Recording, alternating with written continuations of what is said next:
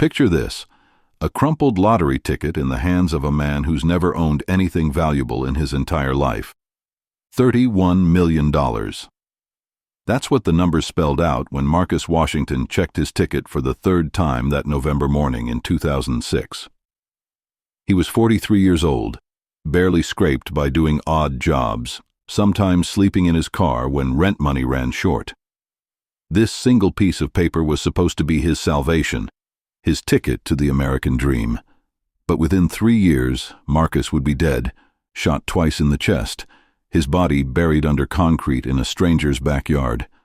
The woman who killed him, someone he trusted completely, someone who convinced him she was trying to protect his fortune. This is the story of how $30 million in winnings became a death sentence, and how greed transformed a guardian angel into a cold-blooded killer. What you're about to hear will make you question everything you think you know about trust, money, and human nature. Who was Marcus Washington, and how did a man with nothing become a multi-millionaire overnight? More importantly, why did Diana Mitchell, the woman who promised to help him manage his newfound wealth, decide that Marcus was worth more to her dead than alive? How did she manipulate him for months, slowly draining his accounts while planning his murder? And perhaps most chilling of all, how did she manage to make him disappear for 8 months before anyone even realized he was missing? The answers lie in a web of deception so twisted that even experienced detectives struggled to untangle the truth. This case would expose the dark side of sudden wealth and reveal how quickly the American dream can become an American nightmare. Before we dive deeper, let us know in the comments where you're watching from. We'd love to hear from you, and if you're new here, click on the subscribe button so you never miss any of our upcoming videos. Marcus Washington wasn't born into privilege. Growing up in Lakeland, Florida, he learned early that nothing came easy. He was the kind of man who would work construction during the day and wash dishes at night just to make ends meet. Friends described him as gentle, generous to a fault, always willing to lend a helping hand even when his own pockets were empty. Marcus had dropped out of school in 8th grade, could barely read, and struggled with basic math. But he had something money couldn't buy: an unshakable belief that someday, somehow, things would get better. Every week, Marcus would scrape together a few dollars for lottery tickets. It wasn't gambling to him, it was hope. His co-workers at the plant shop would tease him about it. "Marcus, you got better odds of getting struck by lightning," they'd say. But Marcus would just smile and fold those tickets carefully into his wallet. On November 15th, 2006, that hope finally paid off. When Marcus realized he'd won the Florida Lotto jackpot, he could hardly believe it. The ticket was worth $31 million before taxes. After choosing the lump sum payment, Marcus walked away with $17 million, more money than he'd ever dreamed of possessing. Suddenly, everyone wanted to be Marcus Washington's best friend. Distant relatives emerged from nowhere with sob stories and business proposals. Neighbors who had barely acknowledged him before were knocking on his door with requests for loans. The pressure was overwhelming for a man who'd never managed more than a few $100s at a time.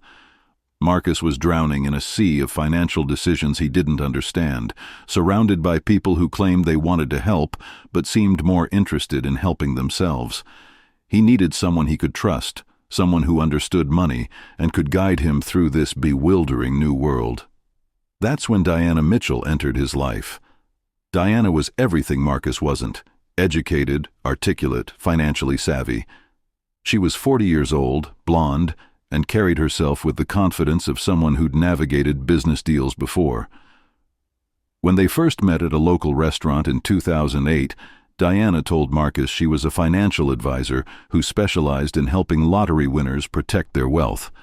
She spoke his language, made complex financial concepts sound simple, and most importantly, she seemed genuinely concerned about his well-being.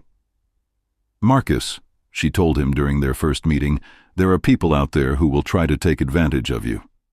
But I'm here to make sure that doesn't happen." It sounded like exactly what he needed to hear. What Marcus didn't know was that Diana Mitchell had her own financial problems. She was drowning in debt, facing foreclosure on multiple properties, and desperately searching for a way to dig herself out of the hole she'd created. When she heard about the local lottery winner who was struggling to manage his fortune, Diana saw an opportunity that was too good to pass up. She began cultivating their relationship carefully, positioning herself not as someone who wanted his money, but as someone who could protect it. Marcus, grateful to have found someone who understood his situation, placed his complete trust in this woman who seemed heaven-sent. The relationship between Marcus and Diana started innocently enough. She helped him set up bank accounts, showed him how to organize his finances, and even assisted him in buying his first real home, a modest house in a quiet neighborhood where he could finally have some privacy. Diana told him she was starting a financial services company called American Medical Professionals, and she convinced Marcus to let her handle his investments. "You focus on enjoying your life," she told him. "Let me worry about making your money grow." But as months passed, Marcus began to notice troubling changes in his financial situation. Money seemed to be disappearing faster than it should have been. When he questioned Diana about it, she always had explanations that sounded reasonable. Market downturns, necessary business expenses, temporary cash flow issues that would resolve themselves soon. "Trust me, Marcus," she would say with that confident smile. "I know what I'm doing. This is what's best for your future." And Marcus, lacking the financial knowledge to challenge her explanations, continued to trust the woman he'd come to see as his protector. What Marcus didn't realize was that Diana was systematically looting his accounts. She'd convinced him to sign over power of attorney, giving her complete control over his finances. She was using his money to pay off her own debts, fund her failing business ventures, and maintain a lifestyle she couldn't afford. By 2009, Marcus's fortune had dwindled from $17 million to less than $1 million. The man who'd once been worth more money than he could spend was rapidly approaching financial ruin, and he was starting to ask uncomfortable questions. Diana knew she was running out of time and excuses.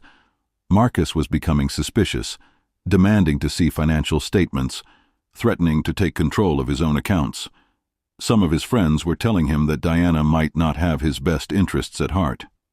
The walls were closing in, and Diana realized she was facing a choice: return the money she'd stolen and face criminal charges, or find a permanent solution to the Marcus Washington problem.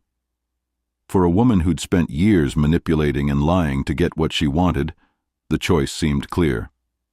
In April 2009, Diana told Marcus she needed to meet with him to discuss some urgent financial matters. She picked him up at his house, and they drove to a remote location where she claimed they would meet with potential investors. Instead, according to prosecutors, Diana shot Marcus twice in the chest with a .38 caliber pistol. The gentleman who'd never hurt anyone in his life died alone, betrayed by the person he'd trusted most. Diana then enlisted help to dispose of his body, burying him under a concrete slab in a backyard where no one would think to look. But Diana's problems weren't over. They were just beginning. She now had to explain Marcus's sudden disappearance to his friends and family while continuing to access his accounts. This is where her plan began to unravel, because covering up a murder proved to be far more complicated than committing one. Quick question: if you won the lottery tomorrow, what's the very first thing you'd do? Drop it in the comments. I'm curious who's really still watching. For months after Marcus's murder, Diana Mitchell played the role of a concerned friend. When people asked where Marcus had gone, she had ready explanations. "He'd decided to travel," she said. "He wanted to get away from all the people who were trying to take advantage of him. He was staying in different places, keeping a low profile, trying to figure out what to do with the rest of his life." To make her story more believable, Diana even sent text messages from Marcus's phone to his family members, creating the illusion that he was alive and simply choosing to stay out of touch.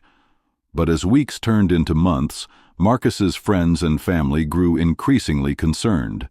This wasn't like him, they insisted. Marcus might have been naive about money, but he would never just disappear without telling anyone where he was going. He was close to his family, especially his mother, and it was completely out of character for him to cut off contact for so long. His brother Michael was particularly persistent, calling Diana repeatedly and demanding to know exactly where Marcus was staying and when he planned to come home. Diana's story began to show cracks under scrutiny. She claimed Marcus was traveling, but his passport had never been used. She said he was staying in hotels, but there were no credit card records showing any such expenses. When pressed for specific details about his whereabouts, Diana's answers became vague and contradictory. Sometimes she claimed he was in Texas, other times she said he was in Jamaica. She couldn't provide phone numbers where he could be reached, and when people insisted on speaking to him directly, Diana always had excuses for why that wasn't possible. Marcus wasn't reported missing until November 2009, a full 7 months after his murder. By that time, his family had become convinced that something terrible had happened to him. They contacted the Polk County Sheriff's Office and demanded a full investigation. Detectives quickly realized they were dealing with more than just a missing person case. The timeline of Marcus's disappearance coincided perfectly with suspicious activity in his financial accounts, and Diana Mitchell's name kept coming up in connection with both. When investigators began examining Marcus's finances, they discovered a pattern of systematic theft that stretched back months before his disappearance. Large sums of money had been transferred from his accounts to businesses controlled by Diana. She'd used his funds to pay off her personal debts, purchase expensive items for herself, and fund business ventures that existed primarily on paper. The woman who'd promised to protect Marcus's wealth had been stealing it from the very beginning of their relationship. Diana's behavior during the investigation raised even more red flags. When questioned about Marcus's whereabouts, she appeared nervous and defensive, often contradicting herself within the same conversation. She claimed to have received recent phone calls from Marcus, but phone records showed no such communication. She insisted she was just as concerned about his welfare as his family was, but her actions suggested otherwise. Instead of cooperating fully with the investigation, Diana seemed more interested in controlling the narrative and limiting what information became public. As detectives dug deeper, they uncovered evidence that Diana had been planning for Marcus's disappearance long before it happened. She'd researched how long someone had to be missing before they could be declared legally dead. She'd inquired about procedures for accessing the accounts of missing persons. Most damning of all, she'd begun positioning herself as the person best qualified to manage Marcus's affairs if something happened to him. The investigation was revealing not just theft, but premeditated murder. The breakthrough in the case came from an unexpected source: Diana Mitchell herself. Despite having months to perfect her story and cover her tracks, Diana couldn't resist the urge to talk. She granted interviews to reporters, appeared on television shows, and consistently inserted herself into the public discussion about Marcus's disappearance. With each appearance, she revealed more inconsistencies in her story and provided investigators with additional evidence that could be used against her. During one particularly revealing interview, Diana claimed that Marcus had told her he was afraid for his life. She said he'd received threats from dangerous people who wanted to steal his remaining money, and that's why he'd gone into hiding.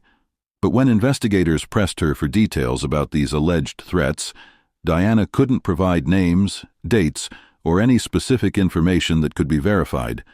Her story sounded like something from a movie rather than a real threat assessment, and detectives began to suspect she was projecting her own fears onto her victim. The physical evidence began to mount against Diana as well. In January 2010, acting on tips from informants, investigators found Marcus's body buried under a concrete slab in a backyard. The location was connected to Diana through a complex web of relationships and business dealings. Forensic analysis confirmed that Marcus had been shot twice in the chest, exactly as prosecutors would later argue. The discovery of his body transformed the case from a missing person investigation into a murder case with Diana Mitchell as the prime suspect. But perhaps the most shocking revelation was the extent of Diana's manipulation and planning. Investigators discovered that she'd been researching Marcus's background long before they'd met, learning about his financial situation and identifying him as a target. She'd cultivated their relationship deliberately, presenting herself as exactly the kind of person Marcus needed, while systematically positioning herself to take control of his assets. The caring financial advisor had been a character she'd created specifically to exploit a vulnerable man who'd trusted her completely. By the time Marcus's body was discovered, Diana had managed to reduce his fortune from $17 million to just $10,000. She'd spent 3 years methodically looting his accounts while convincing him that she was protecting his interests. The murder wasn't a crime of passion or a spur-of-the-moment decision. It was the culmination of a long-term plan to steal everything Marcus owned and eliminate the one person who could expose her crimes. The prosecution's case painted a picture of calculated evil that stunned even experienced law enforcement professionals. Diana hadn't just stolen Marcus's money. She'd stolen his trust, his sense of security, and ultimately his life. She'd preyed on his kindness and vulnerability, using his own generous nature against him. The woman who'd promised to protect him from people who wanted to take advantage of him had been the most dangerous predator of all. Diana Mitchell's trial began in late 2012, and the evidence against her was overwhelming. Prosecutors presented a timeline showing how she'd systematically stolen Marcus's money while planning his murder. They had financial records proving the theft, physical evidence linking her to the murder scene, and testimony from witnesses who described her suspicious behavior after Marcus's disappearance. Diana's own public statements, which she'd thought would help establish her innocence, instead became evidence of her guilt. The defense tried to argue that Diana was being framed, that she genuinely cared about Marcus and would never have hurt him. They suggested that other people, perhaps connected to organized crime or drug dealing, were responsible for his murder. But the evidence told a different story. Every piece of physical evidence, every financial record, and every witness statement pointed to the same conclusion. Diana Mitchell had murdered Marcus Washington to cover up her theft of his lottery winnings. The jury deliberated for just a few hours before returning a guilty verdict on charges of first-degree murder. They'd seen through Diana's attempts to portray herself as a victim and recognized her for what she really was, a calculating killer who'd betrayed the trust of a man who'd seen her as his salvation. The judge sentenced her to life in prison without the possibility of parole, ensuring that she would spend the rest of her life behind bars for her crimes. But the conviction didn't bring back Marcus Washington, and it didn't restore the fortune he'd lost. The money Diana had stolen was gone, spent on her debts and failed business ventures, scattered to the wind like Marcus's dreams of a better life.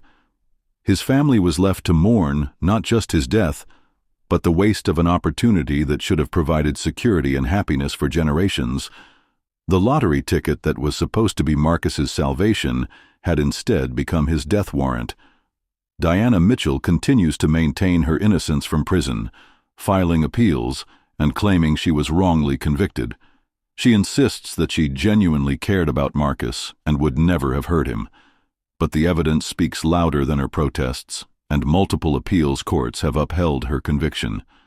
She will spend the rest of her life paying for the choice she made to value money more than human life. The case of Marcus Washington serves as a stark reminder of how quickly dreams can turn into nightmares when greed enters the equation. Marcus had won the lottery, achieved the impossible dream that millions of people chase but never catch. He should have lived out his days in comfort and security, able to help his family and enjoy the simple pleasures he'd never been able to afford. Instead, his generosity and trust made him a target for someone who saw his wealth as an opportunity rather than a blessing. This story forces us to confront uncomfortable questions about human nature and the corrosive power of money. How well do we really know the people we trust with our most valuable possessions?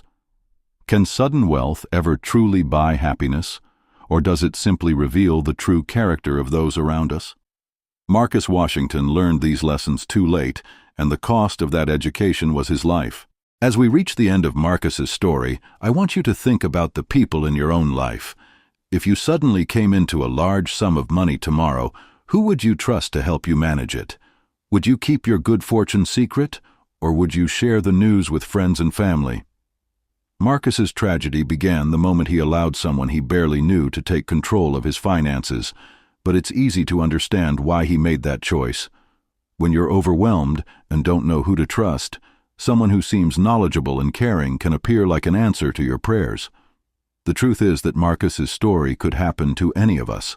Sudden wealth, whether from a lottery win, an inheritance, or a business success, creates vulnerabilities that predators are always ready to exploit. The key is recognizing that the people who approach you after your financial situation changes may not have your best interests at heart, no matter how convincing they seem. Marcus trusted Diana because she told him exactly what he wanted to hear, and the trust cost him everything. Here's my question for you. If you won the lottery tomorrow, would you keep it completely secret from everyone, or do you believe it's possible to find people who genuinely want to help without expecting anything in return? Let us know in the comments below what you think Marcus should have done differently, and how you would protect yourself in a similar situation. I read every comment, and I'm genuinely curious about your perspectives on this tragic case. And if you found this story as compelling and heartbreaking as I did, wait until you hear about the woman who convinced multiple lottery winners to give her their money, promising to make them even richer. Her scheme was so elaborate that it took years for authorities to catch her, and by then she'd stolen millions from victims across 3 different states. Make sure you're subscribed so you don't miss that story when it comes out next week. Hit that notification bell, and I'll see you in the next one.